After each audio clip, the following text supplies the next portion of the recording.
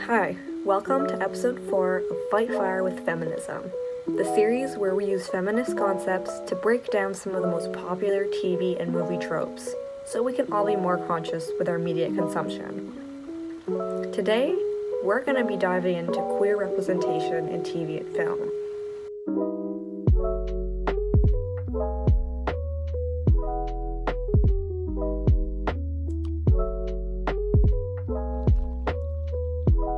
Queer characters in TV shows and movies have historically exemplified stereotypes and norms and enforced queerness as an accessory to heterosexual characters, or it's simply been the punchline of a bad joke. From the gay best friend trope to the fetishization of lesbianism to the bisexual villain connection, LGBTQ plus characters often fall into one of these categories, and usually their only personality trait is being gay. We don't get a story about them besides that. The gay best friend trope is particularly seen in the early 2000s cult classic movies like Mean Girls and GBF. This is Damien. He's almost too gay to function. Where gay men are seen as a fun accessory instead of being given their own identity. They also fall into the stereotype that gay men need to be fashionable and feminine in order to be valid. This portrayal of gay men affects how society perceives queerness and ignores the tons of other things that the LGBTQ plus community has to offer. Next, the fetishization of WLW or woman-loving women characters is also a huge issue in queer representation in media. Many movies that feature women kissing or engaging in sexual activity do so to cater solely to the male gaze instead of actually representing what it's like to be LGBTQ+. In many party movies, straight women kiss each other in order to satisfy this male gaze. This completely discredits queer women's experiences and the struggles they've gone to in order to be able to express that. This portrayal gives the impression that queer women are going through a phase or seeking attention or just doing it for men, which is absolutely not the case and not what we should be teaching society. WLW couples are constantly harassed in real life, oftentimes by these heterosexual men who see fake lesbianism done for their pleasure on television all the time. This just proves that false representation translates into real-life violence for these women. When women in TV shows aren't making out with each other to please the men watching, bi women are oftentimes subject to the villain or cheater roles in movies. Examples of this include Jennifer from Jennifer's Body, Harley Quinn, and Countess Elizabeth from American Horror Story. I am going to eat your soul. Thought you only murdered boys. I go both ways. This trope pushes the idea that bisexual individuals are cheaters, liars, and not to be trusted, which is such a harmful ideology. Woman-loving woman relationships on screen are so highly sexualized due to mind-body dualism. Again, because women's body classification is seen as animalistic and that their desires need to be fulfilled and controlled, while men are seen as the intellects. This gives a possible reason for this misrepresentation and sexualization. Society pushes the idea that men need to provide for women. So when lesbian relationships thrive in real life, it goes against the patriarchy in its goals. All of these tropes and the representation of queerness in film and TV cause LGBTQ+ individuals to be targeted with preconceived notions, while not accurately portraying gay people and their experiences and individualism. Your man Christian is a cake boy. A what? He's a disco dancing, Oscar Wilde reading, Streisand ticket holding friend of Dorothy, know what I'm saying? When there's so few representations and accurate representations of queer people in the media, it becomes dangerous and creates singular images of what we should be to society. Now, let's look back in history. It's actually a little bit ironic that Western society evolved to be so heteronormative, because in ancient Greece, homosexuality and bisexuality were actually praised and seen as an important aspect to their culture.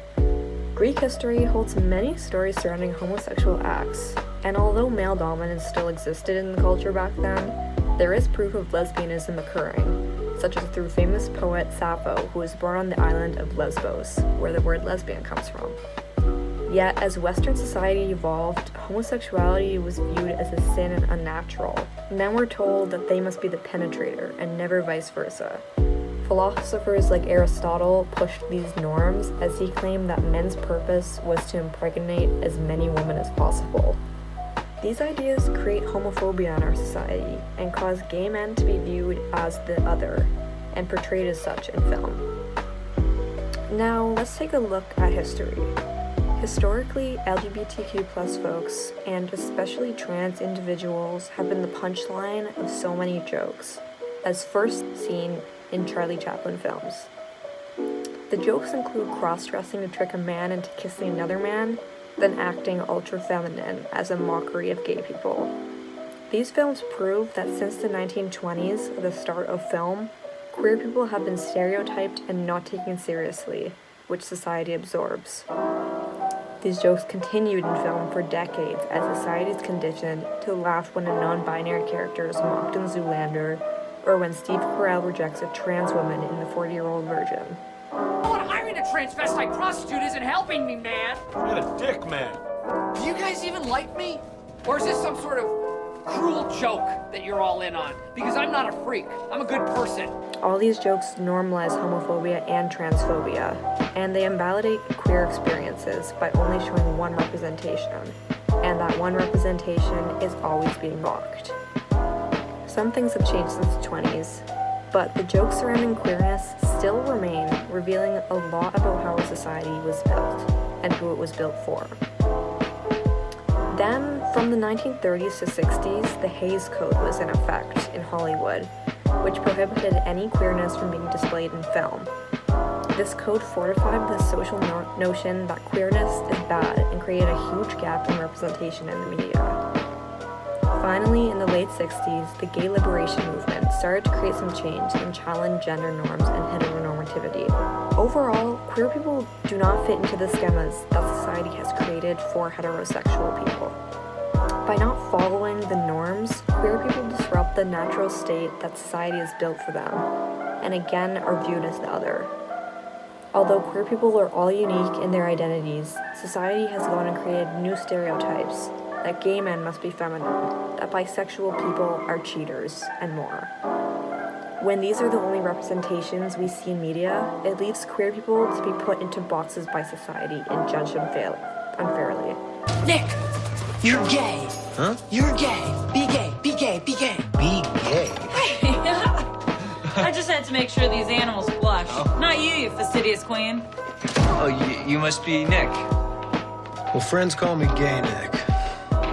With queer people already at a higher risk of violence and harassment, more needs to be done in the media because society needs to consume inclusivity and create meaningful and positive portrayals of queer folks. There are some progressions being made in the media, such as in Sex Education, Moonlight, and Big Mouth, where these stereotypes are broken, and many intersections of sexuality, race, and gender identity are shown. Eric wasn't my friend. He was my boyfriend. Please call me Natalie now. I wanted you guys to hear it from me that I'm transgender. I use she, her pronouns. But there's definitely still work to be done to make the world more inclusive for all. This comes from our language that we use and just overall the way that we think about queer people and their experiences. Because we're all unique and we all deserve a chance to have our stories shown. I'll be hurt either way. Isn't it better to be who I am? An intersectional approach needs to be taken in order to account for the unique experiences of queer people and include everyone. Because when only one representation is shown, it excludes everyone else. And that is not what intersectional feminism is about. Thanks for watching and keep fighting fire with feminism.